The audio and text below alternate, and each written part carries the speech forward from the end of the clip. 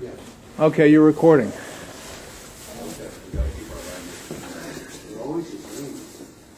Okay, I'd like to bring the Arundel Planning Board meeting to order, January 23rd, 2014, at 6:52. Start out with, we have approval of minutes, new business.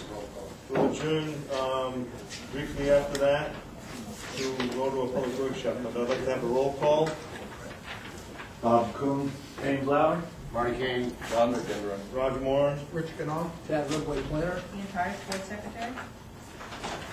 You guys had a chance to read the minutes of the last meeting? Any comments, additions, corrections? Make motion that we approve the minutes as written. Second. All in favor? Yeah. Those opposed? I have to abstain, the rest of you. Okay. Motion moves.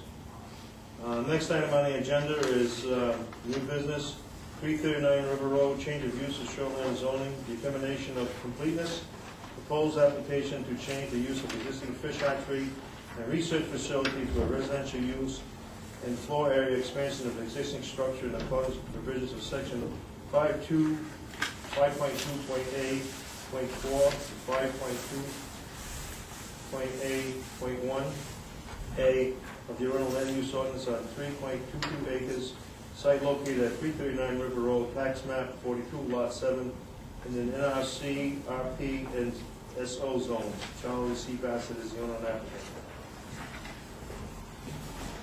Matt, do you want to, Yeah, this is the first one, at least since I've been here, the first shoreline zoning application which you folks are currently going to be reviewing. This is a situation where you have a change of use in the shoreline zone, and it's a use from a commercial use to a residential use. Regardless of it being a lessening of use or potential greater amount of use. That's something you have to determine whether or not the change of use is going to have an impact on the quality of environmental conditions in the shoreline zone. Specifically what the applicant, as I mentioned before, is proposing to, number one, divide the existing line of 339 River Road into two conforming lots. That issue is not yours.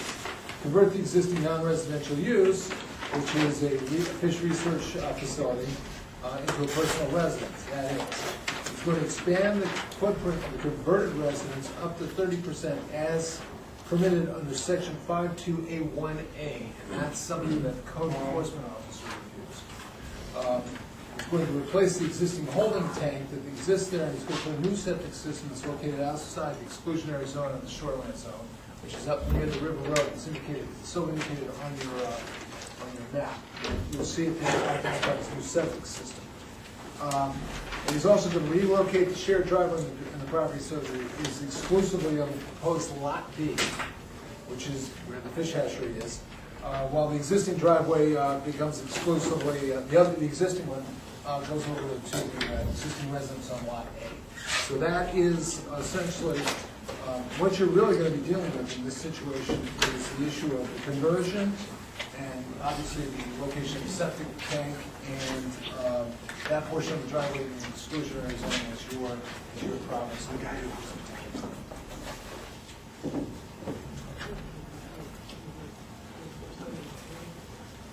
can you clarify one thing, that the planning board only has the authority to review item 2 and 4, Right. and CO has sole authority over item 2. Right. My mistake, sorry. Whoops, item 3. Thank you for clarifying. That's item 3 that it is, that he has the province to look at. Now, what you could do in looking at that is determine whether or not there's any additional impact to the area. But the right to expand 30% is something the code enforcement officer examines. So it's really whether or not the expansion constitutes an impact of the zone, and that's the only thing that you review. That's the only aspect of the expansion you review, whether or not he has the right to expand the 30%. So today we're just looking at it to deem whether or not the application is complete, correct? Right. There's quite a bit of information there, you probably noticed. both have manual packets, and I believe you also, I sent you all the digital submissions the applicant provided me with, rather thorough, complete application. I think it's one of those situations also where the site visit would be limited to the circumstances, considering it is a conversion from existing structure. Mr. Chairman, I would move that we deem the application completed, submitted for a sidewalk. Okay. Any motion? Yes, sir, it is. Do we have a second on that?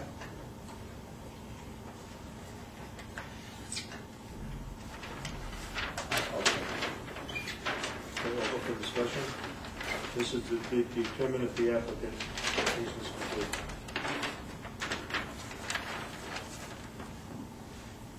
Bob, you got any comments? Well, I'm looking at it, for the application being completed. I don't have all of the other documents, but I'm assuming you do. In looking at the plan itself, this being in the resource protection, I couldn't tell if all the setbacks from the wetlands were met with the hatchery or if it's in it. If it's Part of it's in. And with the expansion of the footprint, then it's going to remain non-conforming. Yep. Okay, because we were, the way it was presented, I guess I was assuming that it was going to become two conforming lots or two permitted lots, but that would fall under conditional approval. If Well, it you can doesn't meet divide the lots setback, in- if it doesn't meet the setback requirements, then the board should look at everything. I mean, I understand the code enforcement role and responsibility, but I think for the procedure that we follow, since it remains a non-conforming, in the one lot, the other one looks like that would become a conforming lot, actually, depending on where they put the building. But the fish hatchery building, even with the expansion, still falls within the setback requirements. Yes, but it's the use that you review. Anybody can divide any number of lots within the resource protection district. True. Okay, it's just the use that you're really reviewing. And the only reason it's before the planning board is because our current ordinance requires any change of use, whether it be lesser use or more of use, has to go to the planning board for review. No, and I understand it. The ordinance also requires that the board review all aspects of conditional use. I mean, all aspects of non-conforming use, and this remains non-conforming, so I guess I'm a little confused in how it's presented. Well, non-conforming, you know, immediately as soon as you talk about non-conforming, you slip into conditional use. And this is not a conditional use application. This is a shoreline zone application. It's totally different. Well, I hear you, but we don't have a shoreline zone application. We've always used the regular application. Understood, but the conditional use process of the use is only for conditional uses, and this is not a conditional use. It's a shoreline zone permit, not a conditional use permit. Okay, what's the difference? Well, one's for a conditional use and one's for What is activity in the shoreline zone. But as a shoreline zone, the conditions or rules and regulations are different, correct? Yes, you operate under the state mandated shoreline zoning. And if they Conditions. relinquish the fish hatchery, do they have a time and period in case, do they have a 2-year period to bring it back if they want? Yeah. Or is this, It's once it's irreversible. gone, it's gone for good? It's irreversible. But was this actually there before, Shoreline zoning? yeah, I can't Before say. the ordinance. before the ordinance? That's what I'm saying. I had questions on that because I really decided I didn't care. That one I can't tell you. I just can tell you that it has a use, it's in the shoreline zone, and we want to convert one use to the other. We want to take a non-residential use and convert it into a residential use. Which is one of the shoreline zone. Aren't we just trying to decide whether the application is complete at the moment? Pretty much.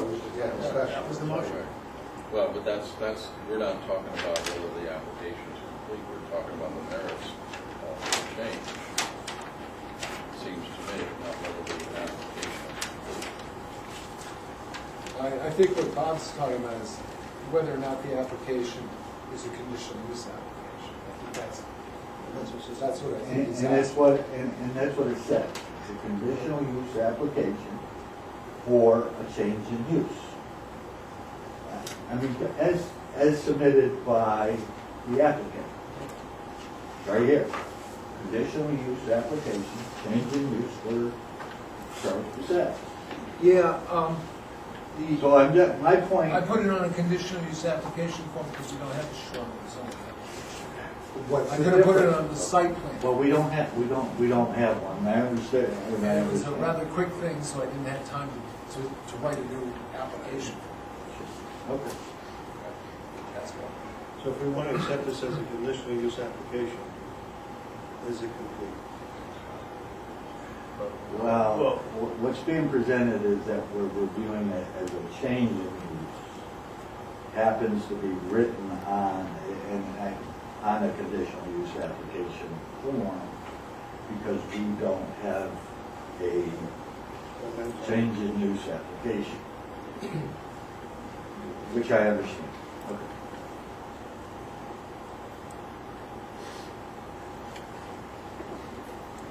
Any other discussion? If we accept it the way it's written at this time, will this set a precedent for future changes in the shoreline zone? Change of use. That's why I say this, if we do it once and then, oh, we don't need it, then we have to go all over again and turn it. If this was not in the shoreline zone, if this activity was not in the shoreline zone, it would not be before you. Wouldn't be before it's been Right, I'm just saying. That's the only reason why it's here. It's not because it's something that come under our conditional use ordinance, where it's a change from one use to a more intensive use, or one non-conforming use to another non-conforming use. It's a use, one use that is questionable whether it would be allowed in the RP zone. That now actually would be allowed in the RP zone by default, by the fact that you're allowed under the ordinance to have one residence in that area. My question was because I had problems with the application or the intended uses, because Terminology. trying to follow the procedures and kind of where authority may begin and then. Fine. Chair, from what I've seen as far as the motion goes, it looks very thorough. Yeah. Complete to me, I don't know if as the planner you know of anything missing. No, unless there's a concern that the board has of more information that you need in order to make a decision on whether or not this is going to have more of an impact or less of an impact in that district, in that zone. Well, If there's something that's missing that you believe has not been submitted by the applicant, this is the time to say that you need it, but if not, then you do it on the merits of what has been submitted, you make your decision based on the merits of what's been submitted. Well, there's some very specific stuff required for the change of use, page 29 of our ordinance, 5284.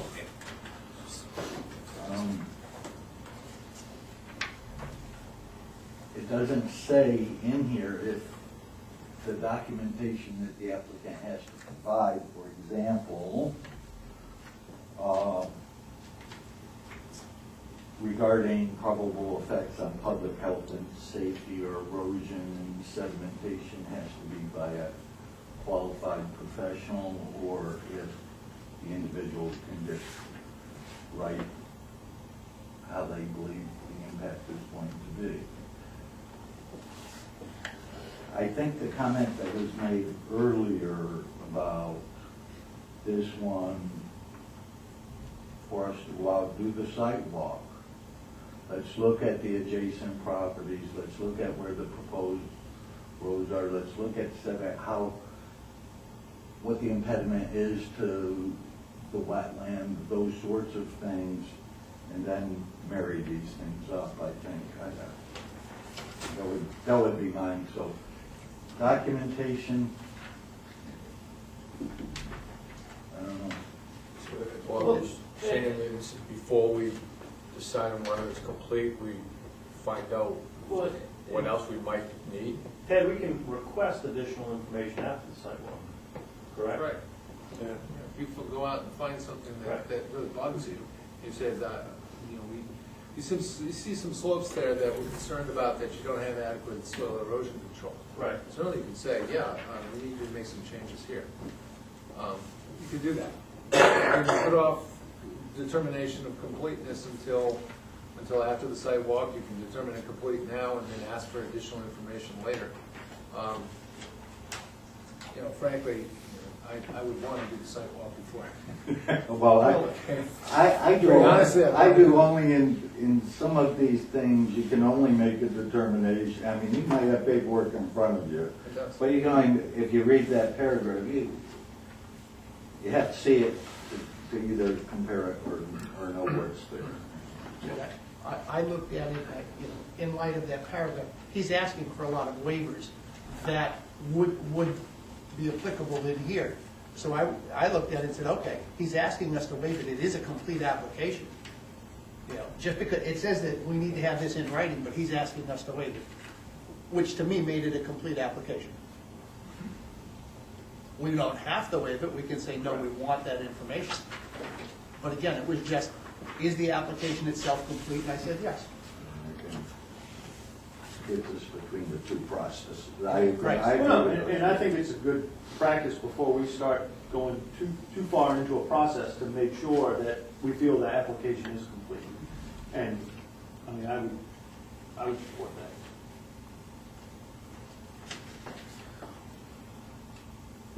I only see one thing that raises a question, that's regarding the foundation. I see the footprint of the foundation, but not the depth and what type of soils there, and how, what the grade is. Other than that, it looks very thorough. I do have one question about the septic. Is that an existing septic system, or would that be a new, it's all new? New, I think. New. Okay, Outside. and it is outside of, If I read it right. well, I see the note pointing to the dash line limit of shoreline overlay zone. The septic, proposed septic area is within that? It's within the district, it's not within the exclusionary zone. Okay, so that can be in that. He's moving it outside of the exclusionary zone because where it is right there, it's within it, and it's a holding tank. Okay, great. So it's That's a functioning system and has the HHE 200 in the documentation, Okay. placing it where it's proposed on the plan. And that's something that's an improvement. Yes. Yes, substantial. If I may, Mr. Chairman, if the board, when you determine an application complete, I think that's the time when you determine whether or not waivers should be granted. So if there's a question of whether or not a waiver should or should not be granted, perhaps the board, if the board feels they want to do a site walk prior to granting waivers, I think if you ask the applicant to say we're going to grant you a waiver on not having to do topo in this area where we have a concern, and you grant that waiver, and then go out on the sidewalk and then say, hey, we need the site, we need this now, I think that's kind of defeating the purpose. So if the board wants some field verification of some of those waivers, then perhaps the sidewalk would be warranted prior to determination of completeness. Just a statement, because that is a very good point. The granting of waivers should occur at the time of determination of completeness. Mr. Chairman, Yep. question for you, please. On the sidewalk with a sidewalk, with the conditions existing now, it would be very hard to turn on to determine wetlands and soil erosions and everything else, because everything else is covered. Well, I think we can if there's wetlands there, we can identify by emergent vegetation, which luckily we don't have a snowpack right now, where we can actually see some of that stuff. I'm sure we can scrape, if we feel that there's an erosion condition there, certainly we could scrape soil away, but it gives us the lay of the land firsthand. And it's one thing to look at the map, and it's another thing to go in the field and see it for yourself. I mean, you might look at it, Marty, and say, yeah, this slopes to, this area right here by this foundation is just too steep to get a little bit out. It's got a strong erosion potential. There's information that you'll see just looking at the lay of the land that'll give you a lot of information. I don't think you have to see it And in this summertime conditions to make a determination. This really isn't much different than how we proceeded with Aquavit on the slopes and the vegetative Right. Well, we can see everything. Well, we, remedies we thought were appropriate. you weren't playing peekaboo with Aquavit. We were there physically to see everything. Well, and that's why I suggested the sidewalk. I think your suggestion is well taken. I pretty much feel the same way. So if that be the case, and the fact that we'd have to approve waivers without doing a sidewalk is not appropriate, so. In that case, I would withdraw my motion. Who seconded? John, you withdraw his second. Want to withdraw that? No?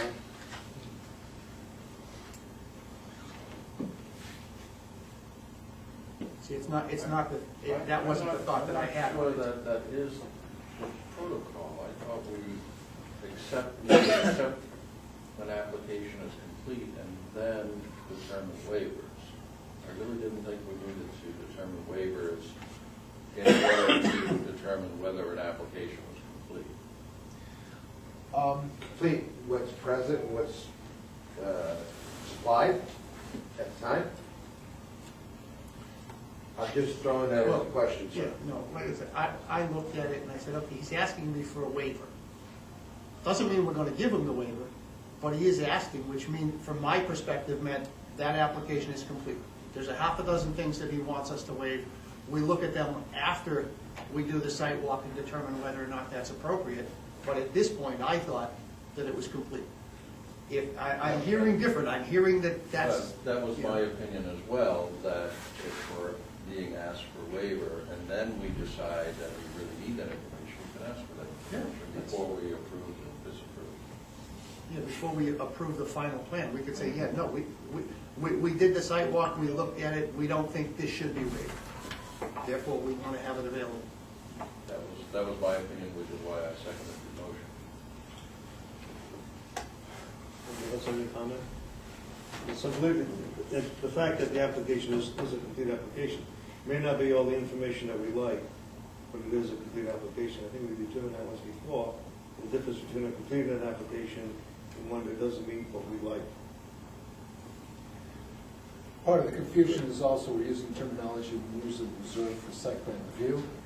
The site plan review, we don't hold our public hearings until we determine the application. This is shoreline zoning, it's not the same set of rules, different set of rules, and we're just used to that terminology, meaning that everything's going to be absolutely complete with all waivers granted. Either way you do it, I think the thing the board probably wants to do is do a site walk and schedule it, get it done, and then if there's anything that the applicant needs to provide us, in addition, then we'll know after the site walk. I would like to call for a vote on the motion, rather than withdraw my second. Yeah, if John's not gonna, I'll leave mine out there. He and I are on the same page in terms of whether or not it's a complete application. But I was looking at it going, if the rest of you guys think that it's not a complete application, or we should do the waivers before we determine its completeness, then I would just withdraw the motion. Okay, can we have a vote on that, or is there any further discussion? Goody, Okay, all those in favor of determining that the application is complete? Those opposed? Motion approved, the application is complete. Time for site walk. Would we wait for better weather conditions, or do you think we can? I don't think, I think you want to get out there before some more snow comes back. So, and, well, yeah. We don't have much success on weekend sidewalks, Yeah, absolutely correct. so I think it would have to be weekday sidewalks.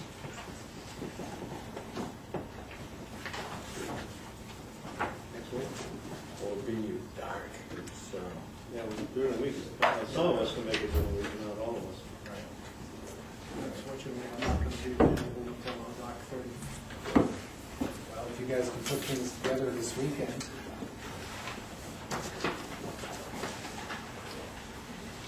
Who can make it Saturday? we're on Saturday. You can, I know you can. Sue, Jamie, I could do it very early Saturday morning. Bob? I think early, Bob's retired, he can come anytime. You should sleep in.